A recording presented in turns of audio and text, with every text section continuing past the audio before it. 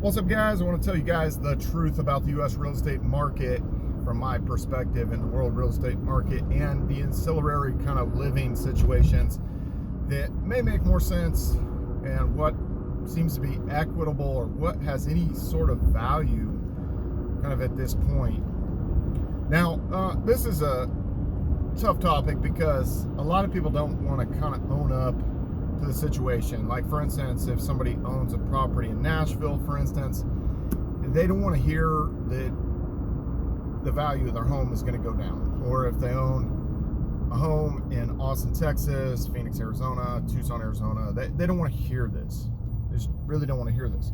And people that are sort of on the sidelines, maybe waiting to buy, it becomes frustrating. They become impatient and they don't realize how long the real estate market will take to blow off.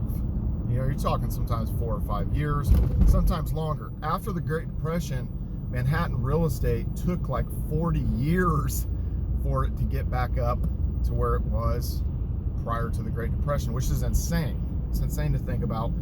But in most of these areas that, you know, this last recession, we had kind of a lost decade, so to speak, that if you bought in 2006 in a place like Tucson or Phoenix, it might have taken until 2016 for that to be at the same value, for those properties to be at the same value. Now we've had, you know, all this additional building, all this additional stuff going on. Obviously, the currency is inflating. So this becomes a weird situation as well, because if the currency is inflating, then it'd be like, well, wouldn't home values become worth more? And, you know, I would say yes, in certain respects, if there's legitimately low inventory, but with some of the building that has went on in a lot of these cities, whether it be in Ogden, Utah, Salt Lake City, Utah, all the building around the Phoenix area. And the thing is Phoenix and Vegas can kind of keep building out. The thing that I was originally kind of back in the day sort of thought that a place like Tucson was sort of interesting is because you have the Tucson mountains to the west, you have Mount Lemmon, like the Catalina Mountains, to the north, you have the Rincon Mountains to the east, and then a lot of the stuff on the south side is not as good of an area, and the airport's down there, so people didn't want to necessarily build that way unless they went clear down to Green Valley or Sarita. And so it kind of seemed like it was locked. You know, you can only be so close to the center of the city and to the U of A, University of Arizona. Otherwise, you're going to have to follow up I-10. You're going to have to go up kind of into the northwest, sort of Oro Valley, and go up that way, or you go kind of east. You go east into the south, sort of along I-10, where Vail and stuff like that is. But then you get so far out, then it's like people are further out and all that kind of stuff. So I thought that was kind of interesting. And the thing with Tucson is the job market never really was very strong, and it still isn't. There's only a few employers that really kind of have sort of high pay, so to speak, and it just wasn't a very dynamic city and stuff like that. So typically values were only going up 4 to 5% a year until this whole kind of chaos and everything that has, you know, happened the last 3 years, and then suddenly it was going up 20% per year. But that is quickly changing in a place like Tucson, Arizona, and it's became too expensive for the locals essentially to move there. The only people that could really kind of swoop in and buy up a lot of these properties typically were going to be people that were moving in from California and escaping lockdowns and mandates and stuff like that. Now, the issue with that, if they come in and it seems relatively cheap for them and stuff like that, but then the locals really can't live there. And so a lot of these real estate investors swooped up second, third, fourth, fifth, sixth properties. They're going to have a very, very hard time cash flowing if they do have a note on it. And their return on investment, if they did buy all cash, is going to be pitiful. So it's just not a good situation. And it's a lot cheaper at this point, right now, in March of 2023, to rent in most of these cities like that than it is to buy, because of the cost of the money. Now, if somebody paid all cash, again, they're not paying 7% mortgage interest rates, but how long is it going to take them to get a return on that and get their money back out? It's just not a good return. It's not a good return on their investment. But what's happening in some areas is some of the investors are still chasing after real estate because they're like, where else am I going to put my money? I don't trust the banks. I don't really want to have my money in the bank. And I don't want to sit this idle. It's too risky. I might as well put it in real property. So, I understand that thinking a little bit. Now, if you branch out in the Midwest, some of these Midwest cities are actually holding up a lot better than some of these places that went parabolic with their pricing. And I've assessed this in different areas, and I would say a few locations that actually have held their value, and there's an opportunity, not necessarily to swoop up existing properties, but to develop land. I feel like there's going to be like maybe a short window to do some of that. Would be these places like somewhere around Columbus, Ohio, areas around Indianapolis, but there's been a lot of building around Indianapolis, and Fort Wayne, Indiana. That's an area. So there's logistically, Indiana is the crossroads of America. So you do have a lot of stuff that gets manufactured there, and and things get transported and distributed out from those areas. So if you look at Indianapolis, obviously there's a lot of highways going out of it, going to St. Louis, going down to Louisville, going to Cincinnati, going over to Columbus, so on and so forth. So that being said, there is very, very low inventory around Fort Wayne, Indiana. A lot of people are coming in, cash buyers. Now, how are you going to go about developing the land? And that becomes tricky, because if you already own the land and then you cut it up and did some builds, lumber prices have went down. So there's this unique kind of window that you could get some building done, and the materials have went lower because lumber prices finally came down. And then it's like, well, people are still anxious. Now, I think a lot of those people are going to ultimately end up upside down. And so if you developed some land and you built something as some sort of rental or something like that, and you're going to hold it on to it longer term, I think that situation would be a little bit harder to make money on. But if someone basically did the build, and then there's these people that are looking for these properties, whether they're moving in from different locations, because they see the writing on the wall, and they're offloading properties, whether it be in Florida, whether it be some of these kind of hyped markets in Texas, Austin, some of the areas in Dallas, Tucson, Phoenix, now obviously California, Seattle as well, Boise, Idaho. They see the writing on the wall, and they try to get out of there to seek kind of relative sort of value for their money and everything like that, because they don't want to incur 30, 40, 50% declines. But they're making a lot of sacrifice because it's just not as desirable of a place to live. Let's just be honest with ourselves. It's depressing. The Midwest is very depressing during the winter, and oftentimes in some of these places it's useless because you have 40-degree rainy weather. At least if it snowed, you could snowmobile or ski or do that, and that's why I think there's more value, honestly, up in Michigan. I think that Michigan is actually underrated from kind of a living perspective. Now, some people just absolutely don't like the snow, and then they just don't want to be driving through the snow, and I understand that. But at least you can do some of the outdoor stuff, and you can even surf the Great Lakes in the winter. A lot of people don't know that, but the waves do get big out there when these storms blow in, and people do surf Lake Michigan, especially up in Lake Superior, up around Marquette. So, which would be pretty badass.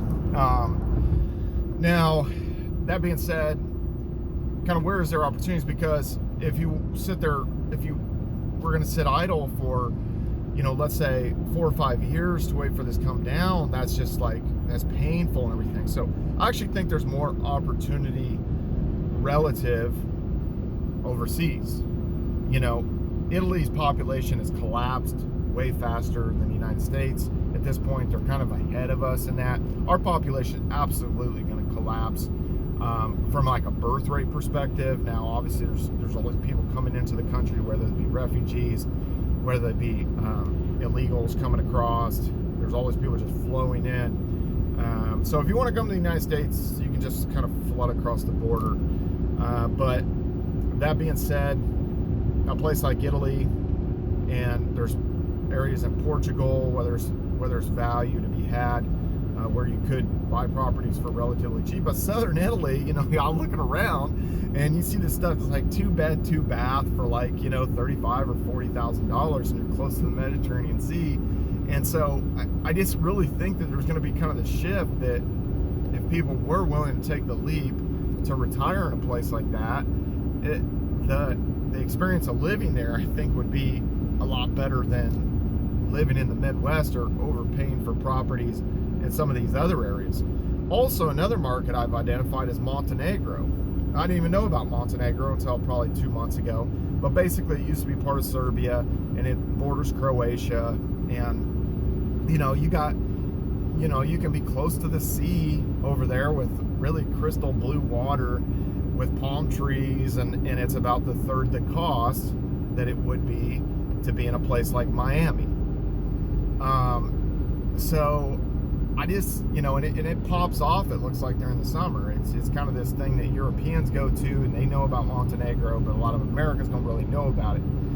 So, you know, I did my research, guys. I did my research, and it just seems like there's so much more value to do something like that. And in the winter, you could ski, and you could do all this. And again, I just don't see that much value in it. Now, could you make money in Montenegro? I mean, there are a lot of like Germans and various different international other Europeans that are gravitating to a place like Montenegro to, you know, to live there. So people are buying up properties. They do see an opportunity in a place like that, and you just look at it and it's like, well, you get a way bigger bang for your buck. And now the younger generations mainly know English, so I just kind of think that you could get by speaking English or using Google Translate. I just don't think that it would be that big of a jump. But that's been my assessment, guys. You're gonna have to wait so long to do anything. And you know, if you're chasing down pre-foreclosures and trying to do a fix and flip in a lot of these cities, could there be diamonds in a rough? You're looking for a needle in a haystack if you're looking at Tucson or Phoenix, because yes, there could have been someone who passed away, and if you knew the family or something like that, it never got listed, you know, and there was equity in the property, and you got it at a cheap price and stuff like that, and you're able to turn around and flip it and stuff like that. But you're trying to catch a falling knife in a lot of these cities. And you know, you saw this last time with the last recession. A lot of people jumped in too soon, and you know, it just makes it very, very tough if the market is falling. And then about the time you have these holding costs and the things sitting out there on the market for, if inventories are 5 or 6 months in a lot of these cities, or if they go up to 8 months, then you have an issue. A lot of these banks and stuff like that, I'm really not sure exactly what their game plan is for some of them, but they might start ramping up the foreclosures, because that might be a way to get more money. You know, because people are pulling their money out of the banks, and so they might think, well, let's execute some of these foreclosures. Some of these people are way delinquent. Let's get some of this money back. Let's take back this property. First deed of trust. Let's take it back, and then you know, then we'll end up, you know, getting that back, and it's basically money we lended out that we didn't even have in the first place, or that we conjured up out of nowhere. Now we can get this property back, real property. We can sell that at auction, and can get some money, get some cash flow by foreclosing on these people. So it's really hard to say. Now, FHA loans, they are going to do these loan mods to 40 years. I just don't see that much opportunity in U.S. real estate, because it is so bubbly. It's so bubbly. So one of the other things that I do see opportunities in, and I always find this stuff curious, and some people will be like, well, I wouldn't be able to do that, is obviously there's this big gravitation to van life. And I've previously made a video on that, you know, investing in stuff that's, you know, self-sustainable, the stuff that's like van life, cheaper living, tiny homes, all this kind of stuff.